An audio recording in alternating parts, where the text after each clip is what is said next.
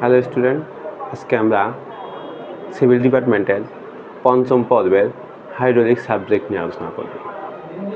Hydraulics সবার কাছে অত্যন্ত কঠিন একটা সাবজেক্ট, যে সাবজেক্টটা সবাই ভয় পায় এবং এই ভয় পাওয়ার কারণে তারা এটা কম গুরুত্ব দেয়, যেটা ভবিষ্যতে কাল হয়ে দাঁড়ায়। যেমন হাইড্রোলিক্স আমরা যদি ডুয়েট প্রিপারেশনে যাই বা সরকারি চাকরির প্রিপারেশনে যায়, আমাদের হাইড্রোলিক্স লাগবেই। হাইড্রোলিক্স ছাড়া এমন কোনো পরীক্ষা নেই যেখানে কোশ্চেন হয় না, হাইড্রোলিক্স একটা প্রশ্ন থাকেই। আমরা হাইড্রোলিক্সের বেসিকটা আগে জানবো, আস্তে আস্তে আমরা অ্যাডভান্সের দিকে যাব। হাইড্রোলিক্স আমরা আজকে পড়ব হাইড্রোলিক্স। হাইড্রোলিক্স পড়তে গেলে আমাদের সবার আগে তিনটা জিনিস জানা লাগবে। সেই তিনটা হলো একটা রো, একটা ওমেগা আর একটা এস। এটার নাম রো, বাংলায় লিখে দেই রো, এটার নাম ওমেগা, এটা এস। এসকে আমরা এস দিয়ে এসই বলবো। আচ্ছা, নাম তো বুঝলাম। রোটা কি? রো দিয়ে আমরা ঘনত্ব প্রকাশ করব। এটা দিয়ে আপেক্ষিক ওজন প্রকাশ করব, এটা দিয়ে আমরা আপেক্ষিক গুরুত্ব প্রকাশ করব। কি বললাম? রোটা আর কোনো তরল আদর্শ চাপ ও তাপমাত্রায় একক আয়তনের ভরকে রো বলে। কি বললাম? কোনো তরলের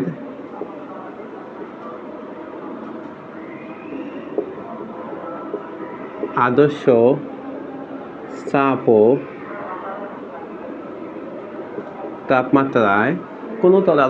ও তাপমাত্রায় একক আয়তনের ভরকে ঘনত্ব বা রো বলে। কোন তরলের আদর্শ চাপ ও তাপমাত্রায় একক আয়তনের ভরকে ঘনত্ব বলে। তাহলে আমরা রো সমান কি বলতে পারি বলো? রো সমান একক আয়তনের ভরকে, আয়তন মানে ভরকে আয়তন দ্বারা ভাগ করলে আমরা একক আয়তনের ভর পাবো, এটা রো। আচ্ছা, আমরা আস্তে আস্তে এইবার যদি আমরা ওমেগা বা আপেক্ষিক ওজন বলতে কি বুঝবো, এটাও সেম। কোন তরলের আদর্শ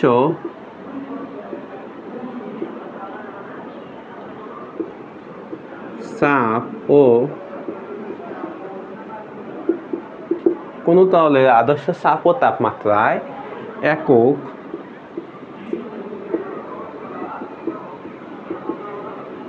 আয়তনের ওজনকে আপেক্ষিক ওজন বলে। এখানে ওজন আর ভরের পার্থক্য। কোন তরলের আদর্শ চাপ ও তাপমাত্রায় একক আয়তনের ওজনকে আপেক্ষিক ওজন বলে, আর একক আয়তনের ভরকে ঘনত্ব বলে। তাই এটা সময় আমরা কি লিখতে পারি? ওমেগা ইকুয়াল টু ওজন কি দিয়ে প্রকাশ করি? ডাব্লিউ বাই ভি, এটা দিয়ে প্রকাশ করতে পারি।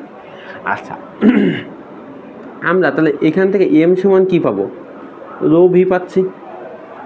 এখন আমরা ওজনের ডাব্লিউ সমান এম জি লিখতে পারি, ভি লিখলাম। এম জি সমান কি লিখতে পারি? এম জি সমান তো কিছু লিখতে পারি না, এম সমান লিখতে পারি এই যে রো ভি পাইছে, কি লিখতে পারি? Rho V G by V. এই যে ভি ভি কেটে দিলাম, আমরা এই কালার দিয়ে কাটি, না হলে পরে মিলাই ফেলবো। ভি, আমরা ভি কেটে ফেললাম, এই যে ভি ভি কেটে ফেললাম। তাহলে আমাদের ওমেগা সমান কি থাকলো? রোজি থাকলো। এবার আমরা আপেক্ষিক গুরুত্ব আসি। আপেক্ষিক গুরুত্ব কি? কোনো তরল, যেহেতু আমরা পানিকে আদর্শ তরল বলতেছি, কোনো তরল পানির তুলনায় কত গুণ ভারী বা কত হালকা সেটা নির্দেশ করে। যেমন আমাদের কেরোসিন তেল পানির থেকে হালকা, পারদ পানির থেকে ঘন বা ওজনে বেশি, তারপরে কি হইতে পারে? মধু এগুলো সয়াবিন তেল পানির থেকে হালকা, এরকম আরো অনেক তরল হইতে পারে। কোনো তরল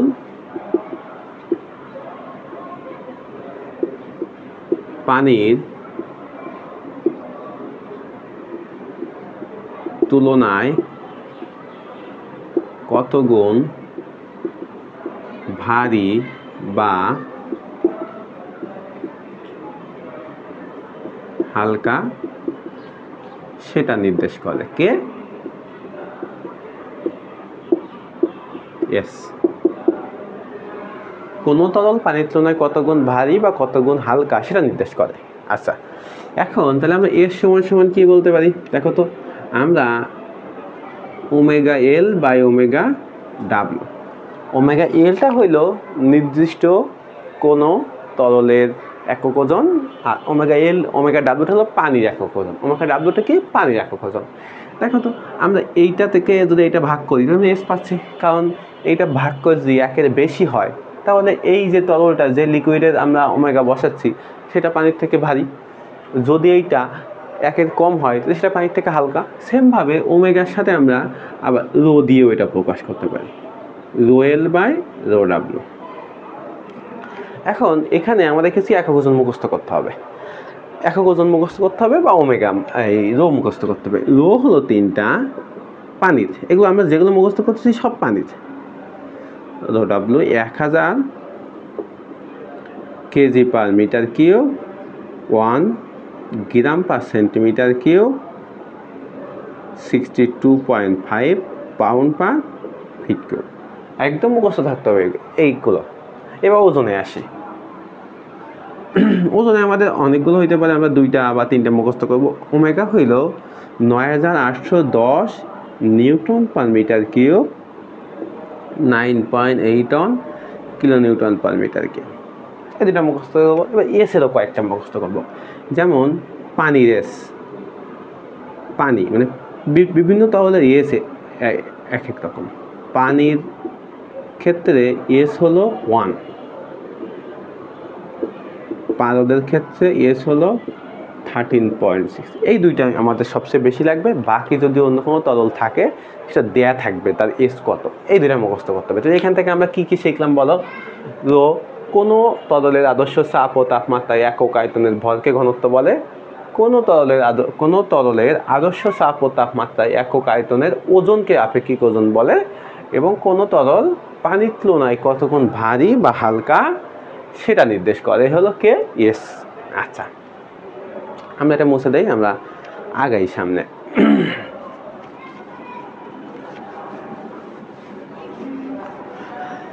আমরা ফিজিক্সে যখন চাপ পড়ছি তখন চাপ সময় সমান কি পড়ছি? বল বাই ক্ষেত্রফল। কি পড়ছি? বল বাই ক্ষেত্রফল। ফিজিক্সে যখন চাপ পড়ছি চাপ সময় সমান কি পড়ছি? বল বাই ক্ষেত্রফল। চাপ পি ইকুয়াল টু কি পড়ছি? এফ বাই এ, বল বাই ক্ষেত্রফল। এফ সমান কি লিখতে পারি? M G by A. M সমান সমান আমরা আগেই পড়ে আসছি, মাত্র পড়ে আসলাম। এম সমান সমান কি? রো ভি, দেখে আসলাম। তাহলে এম সমান সমান কি লিখতে পারি? Rho V G by A, rho. এখন ভিটা কি? আয়তন। ভিটা আয়তন। আয়তনের মধ্যে আবার কি আছে? আয়তনের মধ্যে আছে দৈর্ঘ্য, প্রস্থ, উচ্চতা। দৈর্ঘ্য, প্রস্থ, উচ্চতা বা দৈর্ঘ্য, প্রস্থ, পুরুত্ব, যেটাই আমরা বলি। তাহলে এইখানে আমরা আয়তন সমান সমান এ এইচ লিখতে পারি, আর রো জি লিখলাম এ। এই ভি সমান সমান এইচ লিখলাম। এর মধ্যে দৈর্ঘ্য, প্রস্থ আছে আর এইচের মধ্যে উচ্চতা আছে।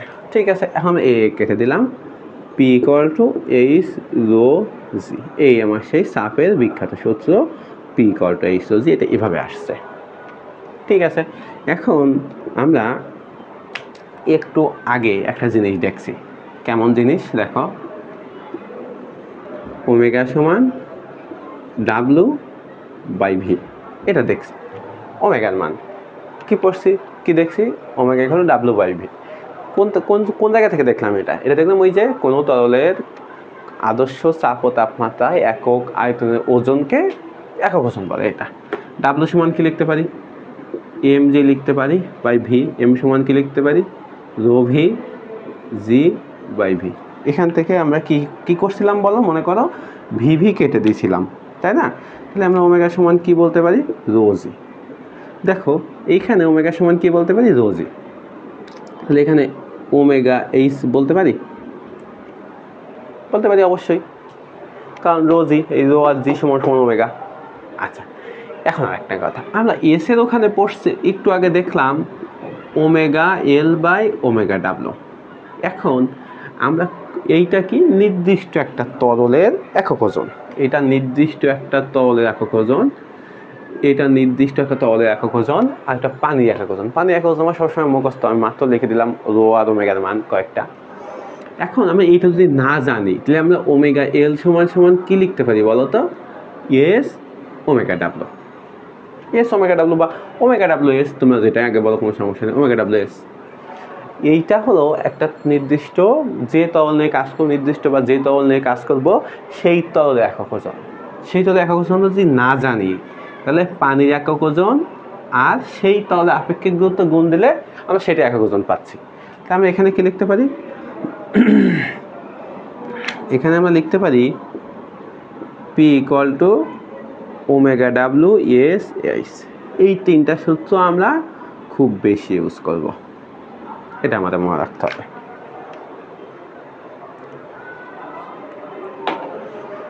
মুছে দিলাম।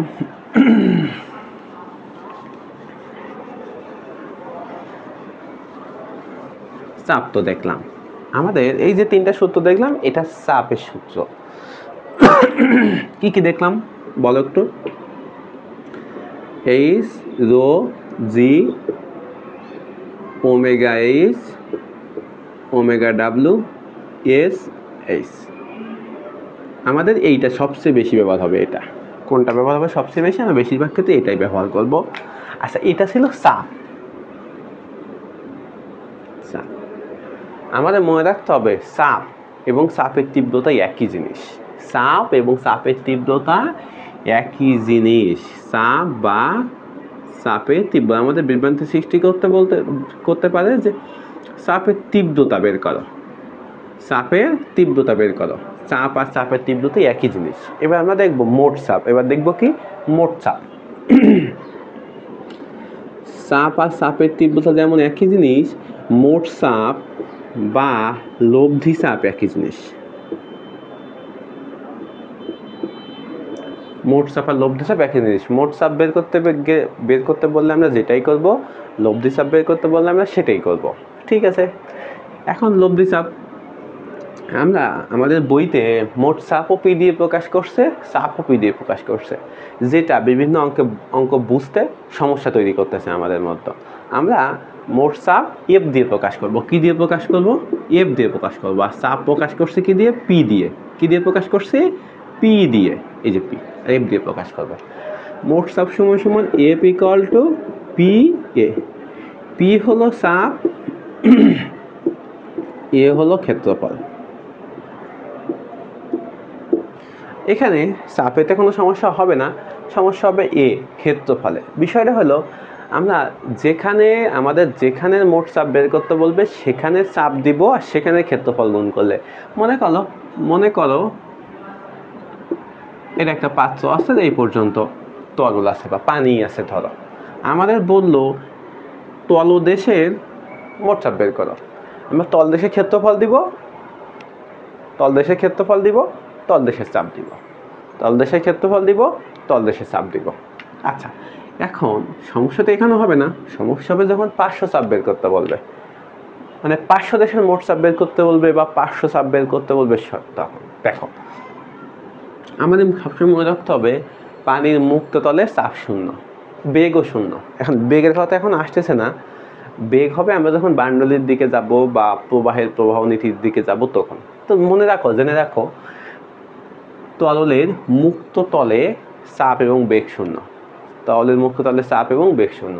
আমার বেগ এখন লাগতেছে না, এখানে চাপ কত? শূন্য। আর যেহেতু এইটা সর্বোচ্চ, আমরা যত নিচে নামবো তত উচ্চতা বাড়বে।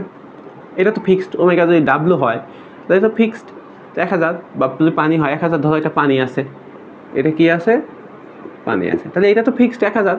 এখন আমরা এই মানে যত নিচে নামবো তত চাপ বাড়বে, কিন্তু এই পার্থক্য এর বেশি আমরা নিচে নামতে পারতেছি না।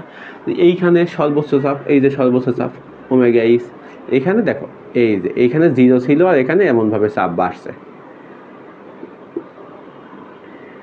এমনভাবে চাপ বাড়ছে, দাদা চাপ বাড়ছে, তাই না? তো দেখো আমাদের যদি বলে 500 দেশের চাপ, তা আমরা চাপটা একটু গড় করব, এই জায়গার চাপ বের করব, তখন 500 দেশের চাপ হবে। আমরা আস্তে আস্তে আসতেছি মোট চাপে, এখনো কিছু কথা বাকি আছে। 500 দেশের চাপ পি সমান কি হবে? দেখো উপরে ছিল 0 আর সর্বোচ্চ মানে সর্বনিম্ন ছিল 0 আর সর্বোচ্চ ওমেগা এইচ বাই 2, দুটোকে গড় করছি, আমাদের 500 দেশের চাপ বের হয়ে গেল। এই যে 500 দেশের চাপ, 500 দেশের চাপকে আবার বলবে কি? গড় চাপ, গড় চাপ বলবে। এই দুইটি একই জিনিস, চাপ চাপের তীব্রতা একই জিনিস, মোট চাপ লব্ধ চাপ একই জিনিস, 500 দেশের চাপ গড় চাপ একই জিনিস। এখন দেখো সমস্যা হবে, এইটার গড় চাপ আমরা বের করতে জানলাম, এটাও তো ওমেগা এইচ জানি, আমাদের যখন ক্ষেত্রফল বের করতে বলবে তখন সমস্যা হবে। দেখো আচ্ছা, আমি এখন ক্ষেত্রফল বের করা শিখবো। এই ক্ষেত্রফলেই তোমাদের মোট চাপ বের করতে সমস্যা করবে। মুছে দেয়, আমরা এখন ক্ষেত্রফল বের করা দেখবো যে ক্ষেত্রফলটা আসলে কি হচ্ছে। মুছে দিলাম। ক্ষেত্রফল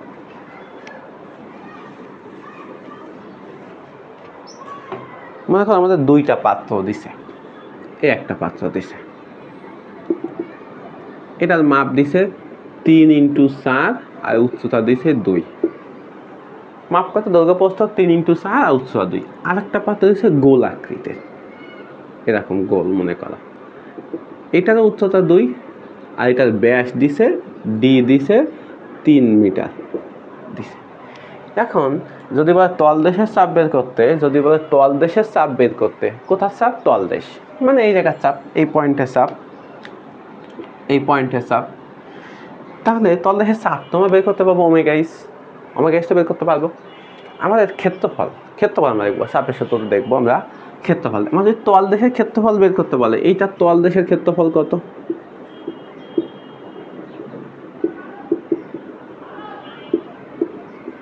দেখো তো 3 × 4 12। এইটা তলদেশের ক্ষেত্রফল কত? পাই d²/4, বৃত্তাকার যেহেতু। এটাও সহজ ছিল, কঠিন হবে যখন আমরা 500 দেশের ক্ষেত্রফল বের করব। কেমন? 500 দেশে দেখো, এটা যদি আমরা টপ ভিউ দেখি বা উপর থেকে আঁকাই, এদিকে 3 এদিকে 3 এদিকে 4 এদিকে 4, আর এইটা এরকম দেখতে, এটা শুধু একটাই আছে ডি 3 মিটার। এটা 500 দেশ, এটা 500 কয়টা? 4টা, 3 3 3 4 4, 500 কয়টা? 4টা, 500 কয়টা? 4টা। আচ্ছা এখন দেখো এইটা যদি আমরা এখান থেকে কাটি, এই একটা 500 থেকে কাটি, কেটে এরকম দেই, এখন সোজা করে ফেলি, এখান থেকে কেটে আমরা ছাড়িয়ে ফেললাম, তাহলে দেখো কি হইল? 3 4 3 4, এরকম 4টা অংশ হইল। আর উচ্চতা ছিল কত? 2 মিটার। কত ছিল? 2 মিটার। সেমভাবে তুমি এখান থেকে যদি কেটে ছাড়িয়ে ফেলো, এটা এরকম দেখতে হবে, এটা কেটে আমরা এমনভাবে সোজা করে দিলাম, তাহলে আমাদের এইটা হয়েছে কত? 3 মিটার, আর এই উচ্চতা হচ্ছে কত? 2 মিটার, এই যে 2 মিটার। এখন দেখো 500 দেশের ক্ষেত্রফল বের হচ্ছে। 500 দেশের ক্ষেত্রফল কত? দেখো তো, এর আয়তক্ষেত্রের মধ্যে দেখতে হয়েছে 2 × প্রশ্ন দিতে পারি, 3 4 3 4, তাহলে কত হবে? 3 আর 4 7 আর 3 10 আর 4 14, 14 × 2, এটা কত হবে? 3 × 2। আসলে দাঁড়াচ্ছে কি? এখানে দাঁড়াচ্ছে দেখো তো পাই ডি, এখানে দাঁড়াচ্ছে কি? পরিসীমা। এইটার পরিসীমা কত? সেটা 3 না, এটা পরিসীমা কত? পাই ডি। আমরা বৃত্তের পরিসীমা জানি কি? 2 পাই আর বা পাই ডি, এটা পাই ডি, তা পাই × 3, এইখানের ক্ষেত্রে যেহেতু ব্যাস 3, তাহলে এটা হচ্ছে কি? পাই ডি × উচ্চতা, এই যে পাই ডি × উচ্চতা। আর এখানে কি হচ্ছে দেখো তো, এটা যদি আমরা সূত্র আকারে লিখি তা কি হচ্ছে? এটা যদি আমরা এ ধরি আর এটা যদি বি ধরি তা কি হচ্ছে দেখো তো? 2a + b, দেখো তো 2a + b, তা 3 + 4 7 × 2 14, 3 আর 4 7 আর 3 10 আর 4 14 হচ্ছে 2 × a + b × h। এটা কি? আয়তাকার সেকশনের ক্ষেত্রে 500 দেশের ক্ষেত্রফল। আর এটা কি বৃত্তাকার সেকশনের ক্ষেত্রে পার্শ্বদেশের ক্ষেত্রফল। এটা কখন লাগবে? এটা একমাত্র লাগবে বা বেশিরভাগ ক্ষেত্রে এইখানে লাগে বা অন্য জায়গায় লাগতে পারে। তোমাদের লাগবে যখন তোমাদের মোট চাপ বের করতে বলবে পার্শ্বদেশের মোট চাপ, তখন এটা লাগবে, পার্শ্বদেশের মোট চাপে এটা লাগবে। আচ্ছা, আমরা মোট চাপ দেখলাম, আমরা দুইটা সূত্র পাইলাম এখান থেকে। কি কি সূত্র পাইলাম? বৃত্তের পার্শ্বদেশের ক্ষেত্রফল পাই ডিএই 4, আয়তক্ষেত্রের পার্শ্বদেশের ক্ষেত্রফল 2 × a + b × h। ঠিক আছে। আচ্ছা, আজকে পর্যন্তই। আমরা পরের দিন দেখব পরম চাপ এবং আমরা কৈশিকতা দেখব, কৈশিকতার প্রমাণ দেখব। আস্তে আস্তে আমরা আগাবো, তারপর আমরা আস্তে আস্তে অধ্যায় টু অধ্যায় আগাবো। ঠিক আছে, ধন্যবাদ আজকে।